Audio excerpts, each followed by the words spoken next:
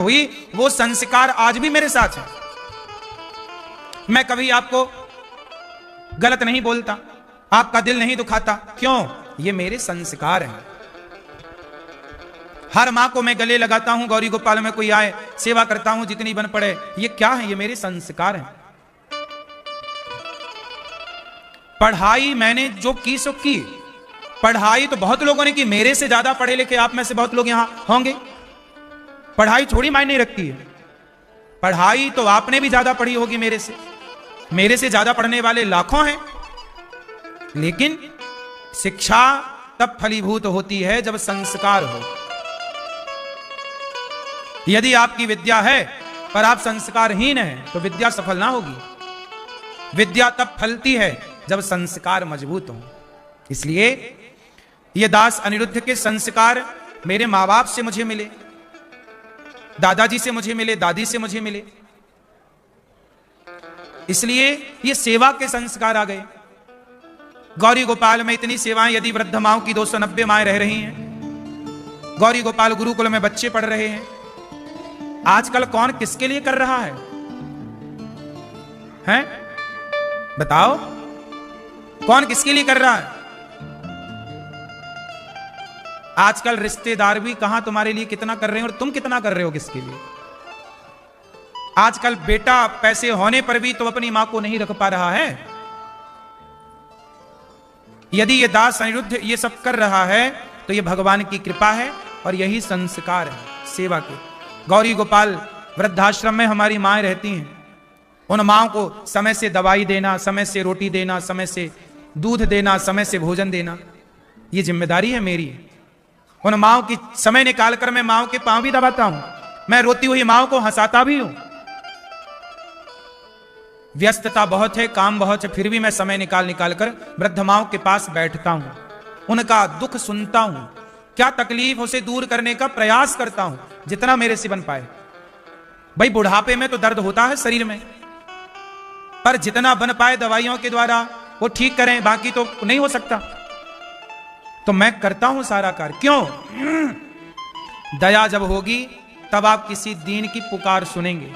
आजकल का व्यक्ति अंधा और बहरा है। कैसे? सुनो, जब आपकी मां, आपका बूढ़ा बाप घर में भूखा प्यासा है और आप 56 भोग बना के खा रहे हो, इसका मतलब आप अंधे हैं कि आप अपने मां बाप की भूख नहीं देख पा रहे हैं। लेकिन यह दास अनिरुद्ध, जब तक हमारी वृद्ध माओं को भोजन नहीं मिल जाए तब तक ये दास भोजन नहीं करता। सभी माएं किस तरह से रहती हैं आप लोग देखो। और ये सारी सेवा कैसे हुई? आप लोगों से भिक्षा मांग मांग कर। अच्छा बताओ, भीख मांगना छोटा काम है कि बड़ा काम है? भीख मांगने के लिए पहले क्या छोड़ना पड़ता है? बताओ।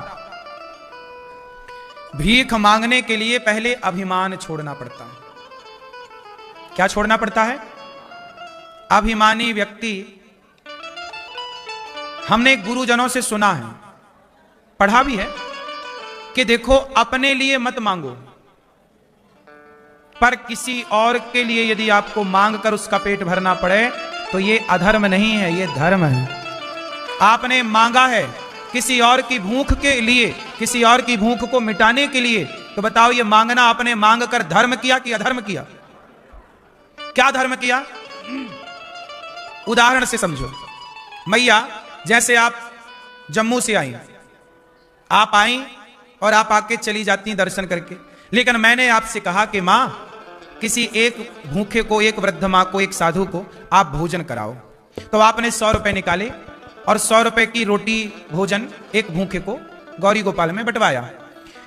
तो आपने मेरे कहने से 100 रुपए यदि परोपकार में लगाए तो वो 100 रुपए का फल आपको मिलेगा कि नहीं? बोलो।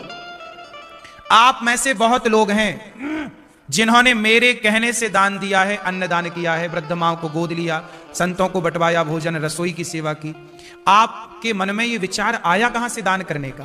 ये दास अनिरुद्ध ने कहा और आपने मन बनाया कि मैं करूं, तो कहीं ना कहीं मैं आपको प्रेरित कर रहा हूं ना पुण्य करने के लिए।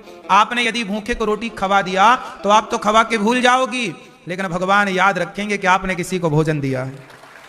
वो फल आपको मिलेगा, वो पुण्य का फल आपको मिलेगा। तो मैं आपसे भीख मांग रहा हूं और मेरे कहने से आप यदि दे रहे हैं किसी भूखे को भोजन, वृद्ध माओं को भोजन, संतों को आप अन्न दान कर रहे हैं, जो यहां हजारों संत आते हैं, भोजन अखंड रसोई चलती है, तो यदि आप देते हैं तो आपसे क्या हो रहा है? पुण्य। तो भिखारी भी अच्छे हैं, कम से कम आपको पुण्य के रास्ते पर लगा तो रहे हैं। हम आपको रोज बार बार कह कह के आपको पुण्य से ही तो जोड़ रहे हैं। तुम्हारा गलत दोस्त होगा तो ले जाएगा शराब की दुकान, कहेगा अरे ये वाली खरीदो आज बोतल, 500 खर्च करा देगा तुम्हारे। किस में खर्च करा देगा? शराब में। और अनिरुद्धाचार्य आपका खर्चा कहां कराता है? किसी भूखे की भूख मिटाने में। आप बताओ कि आपके जो लड़के हैं ना, मेरी माँ, बेटा बेटी, ये लोग भी खर्चा करते हैं। ये भी जब बाजार निकलते हैं तो इनके 150 रुपए खर्च हो ही जाते हैं, किसी का गुटके में, किसी का सिगरेट में, किसी का बीड़ी में, किसी का शराब में। नहीं होता? जहां खड़े होंगे वहां 10-20 रुपए खर्च हो जाते हैं। आप अपने दोस्तों के कहने से यदि शराब पी गए, बीड़ी पी गए, तो पैसा तो वहां भी खर्च हुआ, लेकिन वो पैसा व्यर्थ चला गया। किसी के कहने से, गलत दोस्त के कहने से यदि पैसे को आप बिगाड़ सकते हो, तो अनिरुद्धाचार्य के कहने से पैसे का सदुपयोग क्यों नहीं कर सकते? पैसे को सुधार क्यों नहीं सकते? किसी के द्वारा पैसा बिगाड़ा जाता है तो किसी के द्वारा पैसा सुधारा जाता है। सुधारना क्या है? बिगड़ी जन्म अनेक की सुधरे अभी आज, हाँ ही राम को नाम जप तुलसी तज को समाज। सुधार लो। क्या सुधारना? अपने पैसे को गलत जगह खर्च ना करके सही जगह खर्च। इससे क्या होगा? पैसे को सही जगह खर्च करने से पैसा पवित्र, लक्ष्मी प्रसन्न होती है। दूसरा, जब आप किसी को अन्न देते हैं तो आप पर अन्नपूर्णा मां की कृपा होती है। तीसरा, आपका पुण्य बढ़ता है। बात समझ में आई कि नहीं? मैया, एक झोला कथा सुन ली आपने, है ना? एक झोला कथा पैक हो गई, अब जा रही हूं। झोला रख काहे दिया आपने? हाथ उठा लो, उठा लो, हम ना लेंगे आपका झोला। आना, आती रहो मेरी मां। जीवन में अच्छे काम करने के अवसर भी बार बार नहीं मिलते। आज आपके पास अवसर है, बोलो सीताराम, बोलो सीताराम। देखो आपकी आवाज बिल्कुल क्लियर है, लेकिन आप किसी बूढ़े के पास जाना जो बिस्तर पर लेटा है, जो बिल्कुल मरने की स्थिति में, उनसे बोलना बोलो सीताराम, बोलो राम, तो राम राम नहीं आम आम निकलेगा, आम आम आम। आपके पास मौका है राम राम जपने का, जप लो।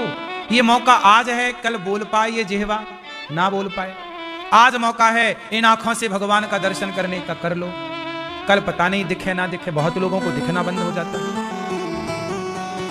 पांव है आज अच्छे, चल लो वृंदावन के लिए, निकल लो वृंदावन की यात्रा के लिए, वरना ये पांव एक दिन देखो काम नहीं करते, बुढ़ापे में चला नहीं जाता। आज आपको ईश्वर ने 2 पैसे दान करने के लायक बनाया है, आज आप देने लायक हो। बहुत लोग आज देने के लायक हैं, और देने के लायक यदि हो आप और देते रहोगे तो सदा देने के लायक बने रहोगे। और देने के लायक होकर भी आप जब नहीं देते, तब भगवान कहते हैं कि तुम्हें दिया तो था, पर तुमने किसी को कुछ दिया नहीं।